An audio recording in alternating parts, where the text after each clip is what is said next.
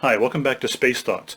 Today's video is going to focus on a topic that's really been biting at me a little bit for the past year or so, just because I see it really a lot of misunderstanding, and that's regard to space weapons. Now, when I say use the term space weapons, and I'm going to use it a lot during this video, I'm using it very generically. I'm not giving a legal definition. I'm not applying the term space weapon to any particular system. I'm not talking about it from the policy position of any specific nation. So fundamentally understand when I use it, it's going to be generic. Understand the term space weapon is very controversial because how do you define a space weapon? It's very difficult. I don't think, can it be defined legally? Can it be defined from a policy standpoint? I mean, how do you define it? Very complicated, something I don't want to go into. I think it's a much more complicated analysis that goes into determining whether something's a space weapon, especially if you're going to advise a policymaker.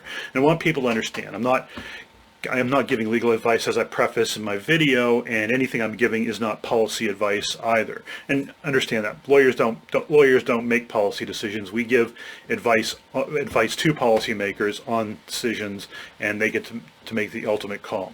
So with that said, we're going to talk about space weapons and the Outer Space Treaty.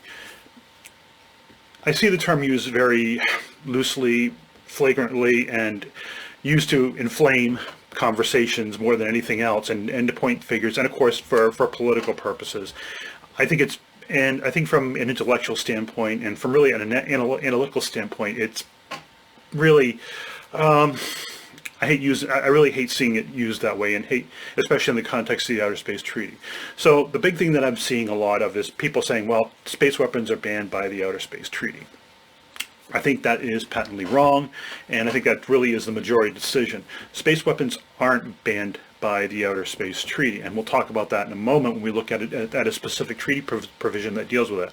Now understand, when I look at a treaty, I look at two things. First, I look at the plain text of the language, and if the plain text isn't getting the answers I want to see, then I look at basically some of the background material, like the negotiation process that went into it. In other words, even though the words may not say exactly what I want them to say, or what I think they should say, usually it's what is behind the words, the actual negotiation behind the words and intent behind the words that makes a difference. And that's basically customary international law, and that analysis is also codified into the Vienna Convention. And I don't cite the Vienna Convention specifically because the U.S. hasn't signed on to that particular treaty, but does hold that analysis through custom. So let's get right to it and talk about the Outer Space Treaty and space weapons. The specific treaty provision that deals with the idea of the use of outer space for military or such is Article 4. And Article 4 can be broken down into two distinct parts, in two paragraphs as it would be. For the first one is actually pretty straightforward and pretty blunt, and it is an actual prohibition. State parties to the treaty undertake not to place in orbit around the Earth any objects carrying nuclear weapons or any kind of weapons of mass destruction, install such weapons on celestial bodies, or station such weapons in outer space in any other manner. In other words, this is what is called the no bombs in orbit provision, and it was pretty much agreed to. We're not going to place nuclear weapons in orbit on the moon or any other celestial body. We're not even going to place them into what might be considered outer space, or any other weapon that may be a weapon of mass destruction.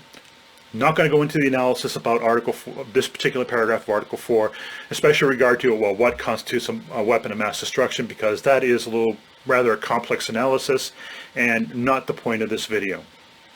What we are going to focus on is the second paragraph, in particular the first sentence of this paragraph.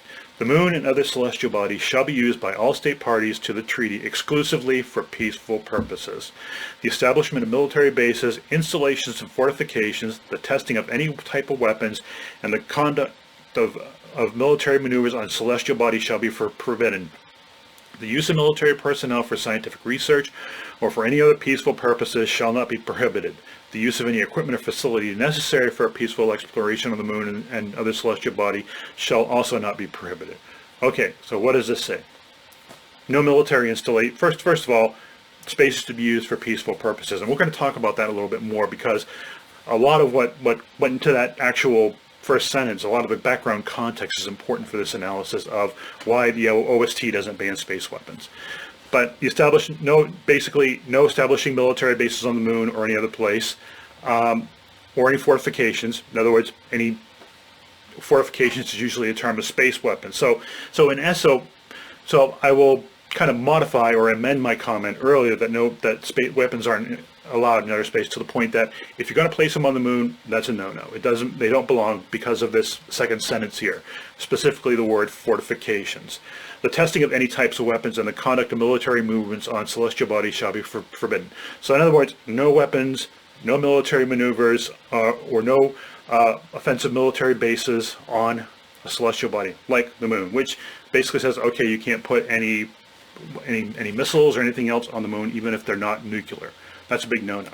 However, the whole idea behind the Outer Space Treaty is, the background is, it said this paragraph says nothing about putting weapons in space, say in the orbit of the Earth or the orbit of the moon, or in a cislunar environment, or one of the Lagrange points as well. The treaty says nothing to this. And people come up and say, well, it says for peaceful purposes. Well, that's fine. But what does peaceful purposes mean? You got to understand, back when this was being negotiated, the two big kids in the room were the U.S. and the Soviet Union. We were the nuclear people on board, and we already agreed that nuclear weapons are probably not a good idea. It's just bad for business and not something that is going to end well. But we had kind of two different opinions about what this whole idea of the use of outer space should be. The U.S. position was, basically, we can use outer space for peaceful purposes, but that doesn't exclude military activity. Now, you see a lot of people talk, says, well, space is going to become militarized. It's already militarized. GPS, communication satellites, early warning satellites, weather satellites. Those are all those are all, in some cases, some of those are in some cases military satellites, or have national security value, especially when you're talking remote sensing as well, in that area. So those are essentially military satellites, and they're militarized. So when we were going into the Outer Space Treaty, we already had things like communication satellites, and we were starting to get into weather satellites, and a lot of these did have some military involvement with it. So, and on the side of the Soviet Union was the same thing. The Soviets, on the other hand, basically said, we don't want any militarization whatsoever outer space. In fact, we want zero militarization. However, they kind of got caught in that argument, because basically they were using space for military activities as well, whether it was for communication satellites or weather satellites or reconnaissance satellites. So they got kind of stuck in the loop of, okay, we can't completely demilitarize space, but we can agree that the space can be used exclusively for peaceful purposes. What does that mean? Does that mean I can't put a weapon up there? No, it doesn't. But it doesn't. For example, if I have, we'll talk about this a little bit later, in some of the other slides. But fundamentally, if the weapon isn't there for an offensive purpose, chances are it's fine. It doesn't violate the Outer Space Treaty or the spirit of the Outer Space Treaty. In other words, it's there for peaceful purposes. Generally, the idea is not for aggressive, so long as something's up there, not for aggressive purposes, and that's kind of loose. And when I'm discussing this with you, this is really, really simplified, because some of the analysis and the background negotiations that went on about this are very complex and really can turn on sometimes just a comma or any punctuation point within the language. So, or just, the argument itself. So fundamentally, like I said, the Soviets understood that we were going to completely demilitarize space. So they agreed with the U.S. language, peaceful purposes, instead of just total demilitarization. Fine. Everything's good. Now, the issue is that left the problem of space weapons. Now, the U.S. decided, went to the Soviet Union and said, look, let's talk about space weapons. And this wasn't a long discussion, but it was just that the subject was broached. But the Soviet Union said, no, we don't want to talk about space weapons in the Outer Space Treaty, but we will discuss. We'd rather deal one-on-one with the U.S. or through other international mechanisms to specifically address space weapons. And that's basically why you don't see in Article 4 or in any other of the provisions of the Outer Space Treaty, why you don't see anything that specifically bans space weapons. So where does that leave us? Well, during the 60s and the 70s, there was a lot of concern about ASATs. Well, still a lot of concern right now about ASATs. And the Soviet Union basically used this as a stepping point to start negotiations for banning ASAT weapons. Now, I want you to understand this is, and this will sound cynical and nationalistic. It's not. I'm just telling you realistically, the whole idea of banning space weapons is basically for to gain political soft power in the international arena. In other words, to gain, how do you say, moral authority over the issue. In other words, the Soviets come out and say, well, we are all for banning these types of weapons, but at the same time, they're developing their own, they're definitely developing these capabilities. And that was very prevalent during the 60s and 70s, where the U.S. and the Soviet Union went back and forth on numerous occasions about, banning these types of weapons, in particular ASATs. Not much came of it, and as it was, some systems were deployed. The Soviets deployed one system, which I think was deactivated in the mid '80s. The U.S. almost actually tested a unit, and actually the U.S. deployed the first unit, program 437, which was basically a Thor missile with a nuclear warhead, which was kind of designed for a fractional orbital bombardment. But we'll talk about that in another video when I talk more about Article 4 and the prohibition on nuclear weapons. So that was, and that's kind of how the dynamic was. Then in the 1980s, the Reagan administration came up with the idea of SDI. Now, interestingly, in the Reagan space policy, national space policy, it specifically mentions space weapons and actually talking about banning space weapons. And I thought that was very interesting. Now, there was no definition of space weapon, although that's not to say in some classified document sitting someplace behind a vault, that basically the Reagan administration didn't have a policy position on what constitutes a space weapon. But it's interesting that they brought up the idea of space weapon, or the term space weapon. But anyways, SDI was being developed. Strategic Defense Initiative was basically anti-ballistic missile. And so the Soviets basically jumped onto that as well, saying, okay, and we got back into the space weapon debate. Oh, we're going to deploy space weapons, because in particular one was going to be, one part of the system, a mid-core system, was going to be a laser or brilliant pebbles to intercept missiles as they came up after launch and just before they re-entered the atmosphere. So that really started off the whole space weapons dilemma. And right now we're dealing in the UN with the Soviet Union and the Russian Federation and the People's Republic of China, and they are big on the space weapons debate. Saying we've got to ban space weapons. They haven't given a very good definition of space weapons, and at the same time they're developing, of course, all these counter space systems at the same time. But I want you to understand that all of this has to do right now. Instead, while in the 60s and 70s, while most of the focus on space weapons was on ASATs, now when we talk about space weapons, we're talking about ballistic missile defense, because the technologies that are used in ballistic missile defense could conceivably be used offensively as, say, an ASAT capability. So this is something that the Russian Federation, the PRC, have been pounding on. They have this treaty called the PPWT. If you run that through a search engine, it'll take you up and give you the full name and give you text of the treaty. I think the last draft was modified in 2014, and they've been pushing it ever since. And the fundamental bottom line is, it isn't about actually banning these weapons as much as it's gaining political prestige and soft power in the UN among the lesser developed countries. A few years ago, there was a joint resolution passed in the UN about no first placement in space of space weapons. And I think just the other day, Miramar signed a joint statement with the Russian Federation agreeing to this resolution.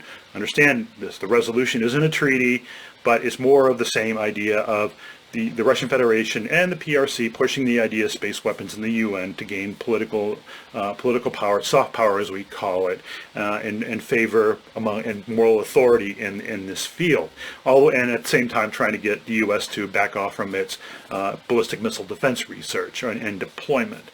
But fundamentally, that is, in a nutshell, what's going on with the idea of space weapons. Understand, the Outer Space Treaty does not ban them. It does not ban them specifically. This was something the Soviets didn't want to negotiate about during the Outer Space Treaty, but instead are using it right now, in my opinion, as a soft power tool in the UN to make themselves look like the heroes in the world geopolitical court. And understand this, I don't say this with bitterness. This is all part of what we call the grand game in classical geopolitics. Nations pursue their interests, and this is part of the game. And that sounds callous, but it basically, this is what it is. It is part of the grand game. So just a few things. Going to go through a few slides here, showing a few images of some of these, quote, space weapons.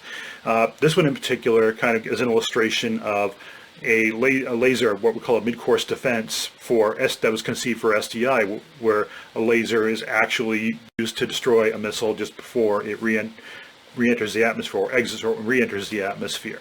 So this is one of the things they were talking about, and actually the U.S. has been talking about deploying these types of mid-course systems in the future. So hence the space weapons debate. Interestingly, when Gorbachev was in power, he was getting very frustrated with SDI and the potential that it had. I have my opinions about SDI. There's, it was probably what that was being conceived was probably very way in the future, but still it was interesting. It was an interesting point from a term of, in my opinion, for political leverage. But Gorbachev kind of played a card of his own and with what they call the Polyus skiff spacecraft, and basically this was, for all intents and purposes, a battle station, and I'll just call it loosely a space weapon. I mean, it probably could be a quote a discard weapon. It was a laser on it. It was intended to have defenses on it, but it was also designed to have space mines as well on it, and some of those mines were nuclear armed. So there probably, if it actually went in orbit and became operational, it probably would have been some taboos on that because of the nuclear mine issue. But again, this diagram kind of shows you some of the conceptions that were being considered for the Polyus skiff. And actually, they did launch a Polyus skiff on the first launch of their Energia rocket. There was a bad sensor in the back, and basically what happened was it didn't position itself correctly once it was released, and it re-entered the atmosphere before going into orbit. So that never got deployed, and from as far as open source information goes, the Soviets never tried it again. So that's an interesting. But if you Google Polyus skiff, there's a lot of good articles on there. I think Dwayne Day co-authored a great article in the Space Review on the Polyus skiff that is definitely worth a read, and I would recommend it. This is an interesting one. This is called the rods from God's concept.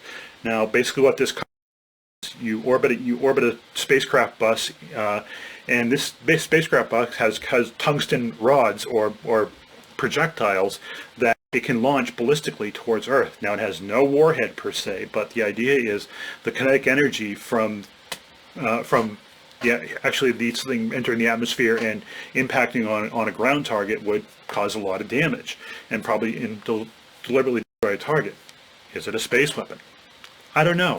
Is it an aggressive? Is this a use of aggressive? Is this contrary to peaceful purposes? I don't know. I don't have an opinion on it. Again, that's a decision for somebody to consider who has a lot more information and who is basically in a position to advise a policymaker that this is a good thing or it's a bad thing. But this is another idea of what this idea of space weapons. But again, really, it isn't per se banned by the Outer Space Treaty, in my opinion, in my analysis.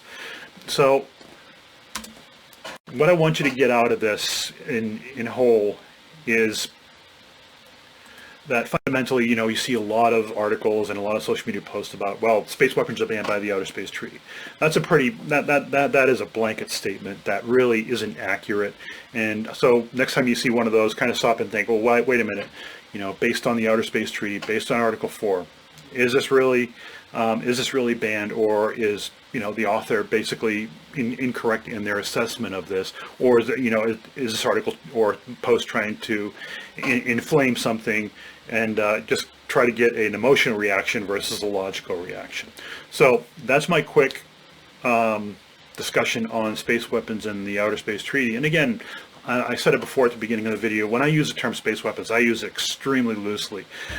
I don't know what a space weapon is. I don't know how to define a space weapon. I have some ideas about a space weapon, but that's something I may talk about at a later time. So anyways, the weather's getting better here in New Hampshire. We're on a positive direction for spring, and I hope you stay healthy and safe. Talk to you next time.